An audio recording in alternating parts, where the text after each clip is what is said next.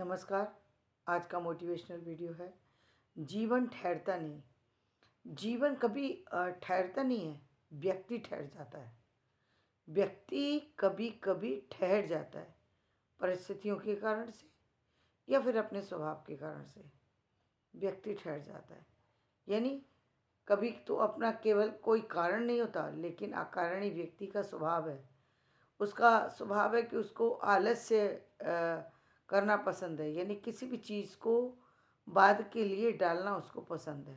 वो ठहर जाएगा व्यक्ति, यदि क्योंकि कल तो कभी आना नहीं है, और वो उसी तरह से बात बात कहता रहेगा। और सारी जो भी चीज़ें हैं जो उसके हाथ में, वो सब चीज़ें उसके हाथ से छूट जाएंगी।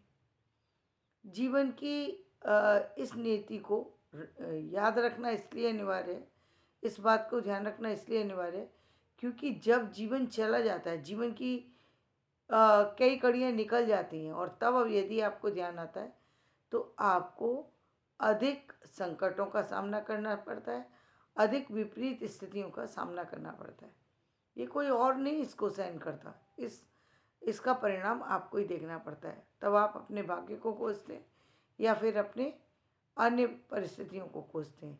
देखिए, मूल मुख्य बात यह है कि आपकी वजह से ही स्थिति हुई। यानी एक तो स्थिति वो थी जिसमें आप किसी कारणवश, किसी कोई ऐसी परिस्थिति वैसी हुई जिसके कारण से आप चलते चलते रुक गए। एक कारण तो वो था। तो परिस्थिति तो ऐसा है कि अ, उसका प्रभाव व्यक्ति पर असर होता है, अधिक होता है।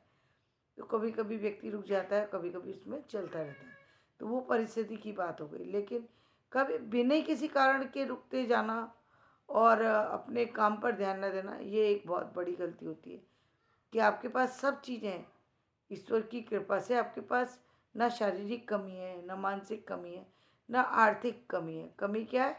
अब ईश्वर ने कमी दे दी। क्या कहते हैं कि आपको आलस से बहुत आता है, इसलिए आपको कोई काम करना पसंद नहीं है, इसलिए आप ठहर गए हैं। इस ठहरने का कारण ये भी हो सकता है कि आपके पास इनकम का एक सोर्स है। आपको पता है कि आपके पिताजी आपको इतना पैसा दे के गए हैं कि उसमें से पैसा आता रहेगा और आपका जीवन चलता रहेगा। या फिर आपको ये पता है कि आपने जिस काम को स्टार्ट किया था वो काम इतना अच्छा चल रहा है, उस काम से अर्निंग आपकी चलती रहेगी, इसलिए वो आप कोई दूसरा कार्य नहीं करना चाहते। बस यहीं भूल हो जाती है। बस यहीं आपकी भूल है, क्योंकि जैसे ही आपने ये सोचा, नियति बिल्कुल उल्टा करना शुरू कर देगी। यानी क्या? जब आपने इसके साथ साथ ये भी कहावत सुनी होगी कि खाली बैठे बैठे तो जो राजा भी रंक बन जाते हैं। तो रंक वाली स्थिति बस यहीं से शुरू हो जाती है कि व्यक्ति ध्यान देता नहीं है, और ध्यान न देने पर उसके साथ क्या हो रहा है उसको नहीं पता होता। चीज़ें खाली होती चली जाती, परिस्थितियाँ इतनी विपरीत आ जाती हैं कि जिन चीज़ों को उसने सोचा ही नहीं था, वो घटनाएं उसके जीवन में घटना शुरू हो जाती। या फिर एक और कारण है, वो ये कि कई बार व्यक्ति को लगता है कि बस अब तो मैंने बहुत कुछ बना लिया है, जीवन में सब कुछ पा लिया है, और हमें करना ही क्या है। जब हम रिटायरमेंट होगा तो उसके बाद हमें एक तो पेंशन मिल जाएगी, दूसरी हमारी लाइफ में अब कुछ तो है नहीं, सब तो जिम्मेदारियों से भरी हो गई, अब हमें कुछ नहीं करना। ऐसी स्थिति या तो रिटायरमेंट के बाद आती है। कुछ लोगों को युवावस्था में भी ऐसी स्थिति आ जाती है जब उसको लगता है कि पेरेंटल कुछ चीज़ मिल गई तो अब हमें कुछ करने की आवश्यकता नहीं है। यहाँ यहाँ व्यक्ति बहुत बड़ा धोखा खाता है। यहाँ तो बहुत बड़ा, युवा अवस्था में यदि ऐसा ख्याल किसी व्यक्ति की विशेष के मन में, क्या उसके आसपास भी आ गया, तो समझ लीजिए उसका जीवन तहस नहस हो जाता है। तहस नहस यानी अब वो कब जागेगा उसको पता नहीं। शायद उसका अब वो तब जागेगा जब उसका सब कुछ खत्म हो जाएगा, और तब जब यदि वो जाग गया तो उसको जीरो से शुरू करना पड़ेगा। और जीरो से शुरू करना क्या होता है, ये उस व्यक्ति से पूछिए जिसने अपनी विपरीत परिस्थितियों में खड़ा होकर के अपने जीवन को आगे बढ़ाया। ये उस व्यक्ति से पूछिए, उसके लिए वो आसान होता है क्योंकि वो उस परिस्थिति से लड़ रहा होता है। तो कहते हैं कि जिस एक बुरी परिस्थिति में वो बहुत अच्छी चीज़ों के बारे में नहीं सोचता, बस उसमें से आगे निकलने की सोचता है। लेकिन जब आप एक अच्छी परिस्थिति में होते हैं और तब आप बुरी परिस्थिति में चले जाते हैं, तब आपको एक तरफ तो वो खोने का दुख होता है और एक तरफ कुछ चीज़ें ना पाने का दुख होता है। ये डबल दुख जो होता है, ये व्यक्ति को बहुत तोड़ता है। ये व्यक्ति को बहुत ज़्यादा तोड़ता है कि एक तरफ उसके पास जो चीज़ें थी वो होने के बावजूद उसके हाथ से चली गई। ये दुख अंदर ही अंदर व्यक्ति को पूरी तरह से काट देता है। यही कारण है, आपने बहुत सारे लोगों को देखा हो, या तो उस कारण से हो गया या कोई विभिन्न विशेष परिस्थिति आ गई। जैसे अभी आप देख रहे हैं कि अभी एक दो दिन पहले ही भूकंप आया और जो हमने सुना कि पाकिस्तान का जो कौन सा वो है कंट्री, भूल रही हूँ मैं, थोड़ा नाम से निकल रही है।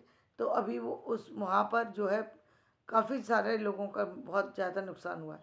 तो इस तरीके के नुकसान से या भूकंप से या और किसी विशेष घटना से यदि व्यक्ति बर्बाद हो जाता है, तो एक बर्बादी का वो, और दूसरा उसके जो काम वो कर रहा है उसके आगे ना बढ़ने का दुख, तो ये उसको कहीं ना कहीं परेशान करता है।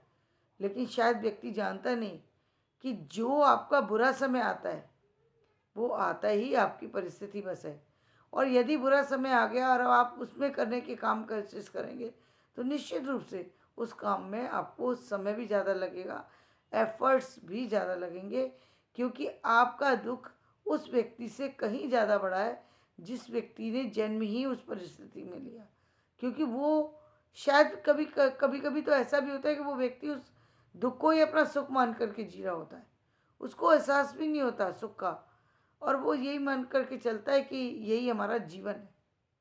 तो शायद उसको दुख का एहसास भी नहीं होता है। दुख का एहसास तो उसको होता है जो कि सुख का जिसने अनुभव लिया हो, जिसने तरह तरह के अच्छे खाने खाए हों और उसको रूखी रोटी रख दी जाए तो उसको उस रूखी रोटी का खाने का गम होगा। जिसने कभी रूखी रोटी देखी नहीं हो, जिसने हमेशा से ही रूखी रोटी देखी हो, उसके लिए चुपड़ी रोटी मिले या रूखी रोटी मिले वो शायद उतना दुखी नहीं होता जितना कि जिसने हमेशा लगी हुई थाली देखी सामने और फिर वो थाली ना मिले तो वो उसको तकलीफ़ ज़्यादा होती है। लेकिन ये तकलीफ़ होने के कारण जो है वो व्यक्ति स्वयं है। तो जीवन नहीं